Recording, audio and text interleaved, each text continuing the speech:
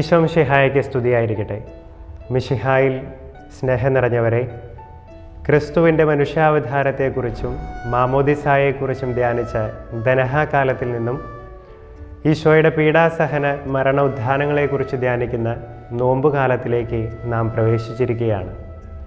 ഏവർക്കും നോമ്പുകാലത്തിൻ്റെ അനുഗ്രഹങ്ങളും പ്രാർത്ഥനകളും ഏറ്റവും സ്നേഹത്തോടെ ആശംസിക്കുന്നു. ജനനം എന്ന മൂന്നക്ഷരത്തിനും മരണം എന്ന മൂന്നക്ഷരത്തിനും ഇടയിലുള്ള മൂന്നക്ഷരമാണ് ജീവിതം. ഇവയിൽ ഏറ്റവും ദൈർഘ്യമുള്ളത് ജീവിതത്തിനാണ്. ഏകദേശം 10 മാസങ്ങൾ കൊണ്ട് പൂർത്തിയാകുന്ന പ്രക്രിയയാണ് ജനനം. എന്നാൽ മരണത്തിന് ഏതാനും സെക്കൻഡുകൾ മാത്രം മതി. ഈ ഭൂമിയിൽ വർഷങ്ങളോളം നീണ്ടു നിൽക്കുന്നതാണ് ജീവിതം. ഇങ്ങനെ ഈ ഭൂമിയിലുള്ള ജീവിതം എപ്പോഴും സന്തോഷം നിറഞ്ഞതാകണമെന്നില്ല, എപ്പോഴും സമ്പത്തും ഉയർച്ചയും നിറഞ്ഞതാകണമെന്നില്ല. മറിച്ച് ജീവിതം എപ്പോഴും സന്തോഷവും ദുഃഖവും സമ്പത്തും ദാരിദ്ര്യവും ഉയർച്ചയും താഴ്ചയും കൂടിക്കലർന്നതായിരിക്കും. ഇങ്ങനെയുള്ള ജീവിതത്തിലെ പ്രതിസന്ധികളെ എങ്ങനെ തരണം ചെയ്യണമെന്നാണ് ഇന്നത്തെ സുവിശേഷത്തിലൂടെ ഈശോ നമ്മോട് പങ്കുവയ്ക്കുന്നത്. ആത്മാവ് അവനെ മരുഭൂമിയിലേക്ക് നയിച്ചു എന്നാണ് വചനത്തിൽ നാം കാണുന്നത്. മരുഭൂമി എന്ന് പറയുന്നത് എപ്പോഴും ശൂന്യമാണ്, അല്ലെങ്കിൽ വിജനമാണ്, ആരുമില്ലാതെ തനിച്ചായിരിക്കുന്ന അവസ്ഥ. പ്രിയമുള്ളവരെ, നമ്മുടെ ജീവിതത്തിലും ഇപ്രകാരമുള്ള മരുഭൂമികൾ സൃഷ്ടിക്കപ്പെടണം. ചിലപ്പോഴൊക്കെ ആൾക്കൂട്ടത്തിനിടയിലായിരിക്കുമ്പോൾ, അല്ലെങ്കിൽ സിനിമാ തിയേറ്ററുകളിലോ തിരുനാൾ ആഘോഷങ്ങൾക്കിടയിലോ ആയിരിക്കുമ്പോൾ നമുക്ക് ഫോൺ വരാറുണ്ട്. അപ്പോൾ വ്യക്തമായി കേൾക്കുന്നതിന് വേണ്ടി ആൾക്കൂട്ടത്തിൽ നിന്നും അല്പം മാറി നിന്നിട്ടാണ് നാം ഫോൺ എടുക്കാറുള്ളത്.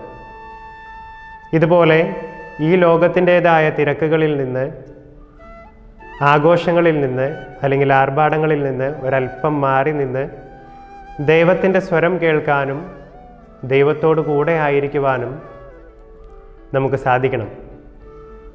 ഇതിനുള്ള ഒരവസരമാണ് ഈ നോമ്പുകാലം. ഇങ്ങനെ മരുഭൂമികൾ സൃഷ്ടിക്കണമെങ്കിൽ ജീവിതത്തിൽ ചില കാര്യങ്ങളോട് നോ പറയാൻ നമുക്ക് സാധിക്കണം. നോമ്പ് എന്ന് പറഞ്ഞാൽ നോ പ്ലസ് അൻപ്. അൻപോടെ അല്ലെങ്കിൽ ഇഷ്ടത്തോടെ ചില കാര്യങ്ങളോട് നോ പറയാൻ നമുക്ക് കഴിയണം. ഇങ്ങനെ ഈശോ നോ പറഞ്ഞ ചില കാര്യങ്ങളാണ് ഇന്നത്തെ വചനത്തിലൂടെ നാം കാണുന്നത്. ഈശോയ്ക്കുണ്ടായ ഈ പ്രലോഭനങ്ങളെ നമ്മുടെ ജീവിതവുമായി ബന്ധപ്പെടുത്തി നമുക്കൊന്ന് ചിന്തിച്ചു നോക്കാം.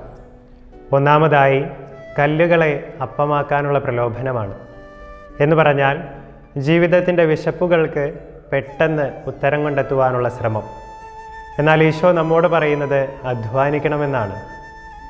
കല്ലുകളെ അപ്പമാക്കാൻ പറയുന്നത് എളുപ്പവഴിയാണ്. കല്ല് പൊടിഞ്ഞ് മണ്ണായി ആ മണ്ണിൽ വിത്ത് മുളച്ച് വിളഞ്ഞ് അപ്പമാകുന്ന പ്രക്രിയയെ എളുപ്പമാക്കുന്നതാണ് കല്ലുകളെ അപ്പമാക്കാൻ പറയുന്നത്. ഒരു ഉദാഹരണം പറയുകയാണെങ്കിൽ, ഇപ്പോൾ പരീക്ഷയുടെ കാലഘട്ടമാണ്. പരീക്ഷയ്ക്ക് വേണ്ടി ഒരുങ്ങുമ്പോൾ നമുക്ക് വേണമെങ്കിൽ കോപ്പി അടിച്ച് പരീക്ഷ ജയിക്കാം. എന്നാൽ ഈശോ പറയുന്നത് നന്നായി പഠിച്ച് പരീക്ഷ എഴുതി ജയിക്കണമെന്നാണ്. പ്രിയമുള്ളവരെ, നമ്മുടെ ജീവിതത്തിലെ വിശപ്പുകൾക്ക് പെട്ടെന്ന് ഉത്തരം കണ്ടെത്തുവാനുള്ള പ്രലോഭനങ്ങളെ മറികടന്ന് അധ്വാനിച്ച് നമുക്ക് അവകാശപ്പെട്ട അപ്പം മാത്രം ഭക്ഷിക്കുവാൻ നമുക്ക് പരിശ്രമിക്കാം. രണ്ടാമതായി, താഴേക്ക് ചാടുവാനുള്ള പ്രലോഭനമാണ്. ഈശോയ്ക്ക് തൻ്റെ ദൈവത്വം വെളിപ്പെടുത്തുന്നതിന് താഴേക്ക് ചാടേണ്ട ആവശ്യമില്ല. ഇതുപോലെ നമ്മുടെ ജീവിതത്തിൽ നാം ആയിരിക്കുന്ന ഒരവസ്ഥയുണ്ട്, നമ്മുടെ ഒരു നിലവാരമുണ്ട്, അല്ലെങ്കിൽ സൽപ്പേരുണ്ട്. അതിനെ മറികടന്ന് തരം താഴാനുള്ള ഒരു പ്രലോഭനമാണ്. പരീക്ഷയുടെ കാര്യം തന്നെ എടുക്കുകയാണെങ്കിൽ, എല്ലാ കാര്യങ്ങളും ഭംഗിയായിട്ട് ചെയ്യുന്ന, നന്നായി പഠിക്കുന്ന ഒരു കുട്ടിയാണ് ഞാൻ. പക്ഷേ ഈ ലോകത്തിൻ്റേതായ സുഖങ്ങളിൽ മുഴുകി പ്രലോഭനങ്ങളിൽ അകപ്പെട്ട് പഠിക്കാതെ പരീക്ഷ എഴുതി തോൽക്കുകയാണെങ്കിൽ എൻ്റെ ആ സൽപ്പേരിനെ തരം താഴ്ത്തുകയാണ്. ഇങ്ങനെ ജീവിതത്തിൽ താഴേക്ക് ചാടുവാനുള്ള പ്രലോഭനങ്ങളെ മറികടന്ന് ദൈവത്തോടു കൂടെ ആയിരുന്ന് എപ്പോഴും നന്മയിൽ വളരുവാനാണ് വചനം നമ്മോട് ആവശ്യപ്പെടുന്നത്. മൂന്നാമതായി, അധികാരങ്ങളോട് അല്ലെങ്കിൽ ചില സ്ഥാനമാനങ്ങളോടുള്ള പ്രലോഭനമാണ്. പ്രപഞ്ചത്തിൻ്റെ സ്രഷ്ടാവായ ദൈവത്തിന് എല്ലാം സ്വന്തമാക്കുന്നതിന് വേണ്ടി പിശാചിൻ്റെ മുൻപിൽ തലകുനിക്കേണ്ടതില്ല.